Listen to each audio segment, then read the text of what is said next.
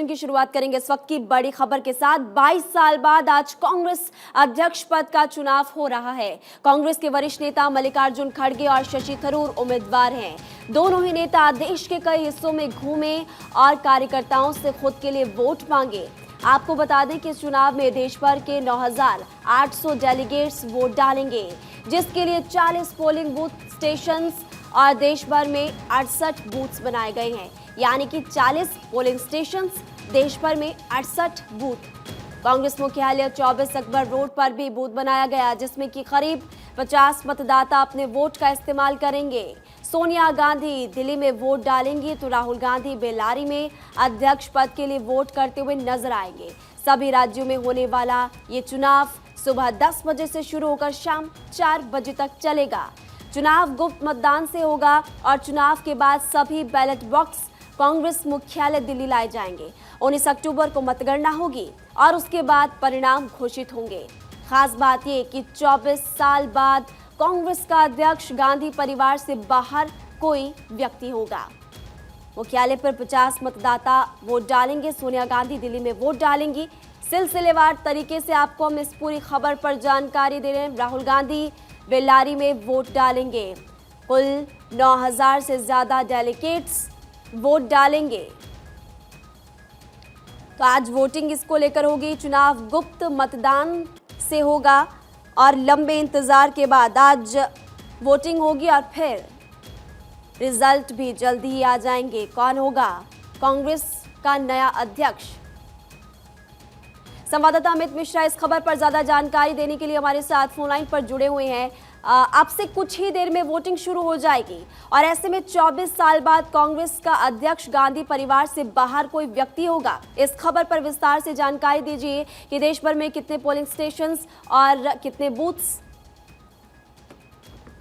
देखिए, देश भर में जो मुख्यालय है, प्रदेश कांग्रेस का मुख्यालय, वहां पर कांग्रेस के डेलीगेट्स वोट कर सकेंगे। इसके अलावा जो भारत जोड़ो यात्रा चल रही है, वहां पर एक मूवेबल पोलिंग बूथ बनाया गया है, जहां राहुल गांधी बेल्लारी में वोट करेंगे। संगना कल्लू में वो एक बूथ बनाया गया है, वहां वो अपने सारे जो भारत जोड़ो यात्री हैं उनके साथ वोट करेंगे।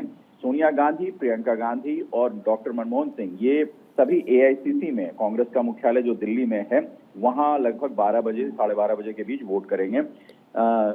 इसके अलावा मल्लिकार्जुन खड़गे जो प्रत्याशी हैं कांग्रेस के उम्मीदवार, अध्यक्ष पद उम्मीदवार के लिए, वो बेंगलुरु में अपना वोट डालेंगे। और शशि थरूर जो दूसरे प्रत्याशी हैं कांग्रेस के, वो तिरुवनंतपुरम अपनी कॉन्स्टिट्यूंसी में वोट डालेंगे।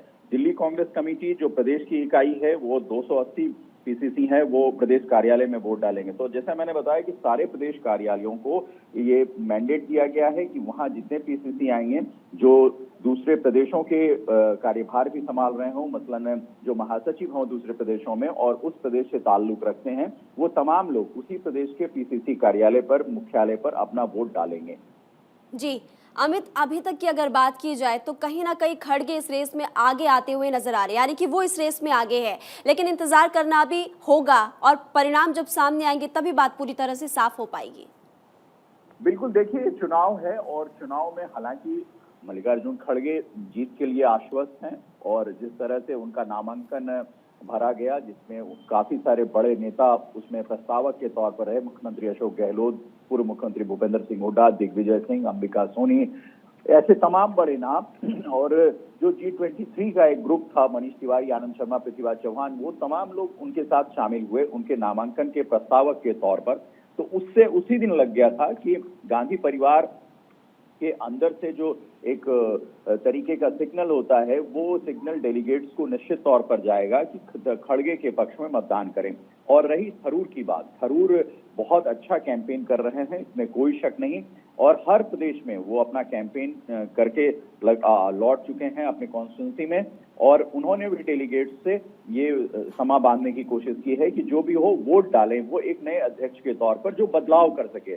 थरूर ने इस विषय में अपना एक मैनिफेस्टो भी जारी किया है तो कुल मिलाकर अब ये देखना दिलचस्प है कि उस मैनिफेस्टो की आवाज लोग सुनते हैं या फिर जो एक चली हुई प्रणाली है कि गांधी परिवार जिस व्यक्ति को चाहेगा वो अध्यक्ष बनेगा, वो व्यक्ति अध्यक्ष बनता है। लेकिन मामला यहाँ ऐसा है कि मल्लिकार्जुन खड़गे जीत के लिए बहुत आश्वस्त नजर आए उस दिन जब हमने उनसे बातचीत की, और उसके अलावा भी खड़गे के पक्ष में जो बड़े नेताओं की एक सहमति है, वो सहमति डेलीगेट्स को कहीं ना कहीं दबाव भी डालेगी कि डेलीगेट्स भी खड़गे के पक्ष में मतदान करें। तो खड़गे कुल मिलाकर एक बात अमित, एक बात समझना ये ज्यादा महत्वपूर्ण यहाँ पर है, क्योंकि राजनीतिक करियर कैसा रहा दोनों नेताओं का, खड़गे का भी और थरूर का भी, और क्या पॉजिटिव पॉइंट्स खड़गे के पास है जो इस रेस में वो आगे?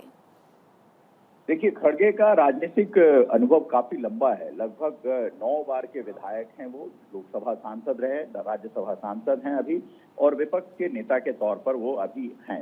हालांकि उन्होंने अपना इस्तीफा सोनिया गांधी को भेजा है, लेकिन जो ऑफिशियल इस्तीफा होता है वो राज्यसभा कार्यालय को नहीं भेजा है खड़गे ने। तो खड़गे का राजनीतिक अनुभव काफी लंबा है और प्रदेश अध्यक्ष रह चुके हैं कर्नाटक के, संगठन का अनुभव है, और इसी अनुभव के आधार पर वो इस चुनाव में आ रहे हैं। लेकिन जो सबसे बड़ी बात खड़गे के पक्ष में जाती है कि वो गांधी परिवार के बहुत लॉयलिस्ट माने जाते हैं, और उसी जब अशोक गहलोत ने, आपको याद होगा कि राजस्थान के मुख्यमंत्री अशोक गहलोत ने उम्मीदवारी से मना किया था, तो खड़गे का प्रस्ताव आया था और खड़गे ने सुबह ही ये जानकारी दी कि वो भी एक उम्मीदवार होंगे और तमाम बड़े लोग उनके प्रस्तावक होंगे। तो दूसरी तरफ शशि थरूर की अंतर्राष्ट्रीय ख्याति है, वो यूएन में अपना योगदान दे चुके हैं। उसके बाद उन्होंने भारतीय राजनीति में कदम रखा और उसके बाद उन्होंने कांग्रेस पार्टी से सांसद की टिकट ली और तिरुवनंतपुरम से वो लगातार सांसद हैं। उनका अपना करियर है, बेबाक हैं, वो बोलते हैं और सब अपना पक्ष रखना वो जानते हैं, बहुत अच्छे वक्ता हैं। तो ये दोनों बातें दोनों के विषय में समाहित हैं। लेकिन थरूर के साथ संगठन नहीं है, ये उनकी कमजोरी है, और खड़गे के साथ संगठन है, ये माना जाए उनकी मजबूती है। जी अमित, जानकारी देने के लिए आपका शुक्रिया।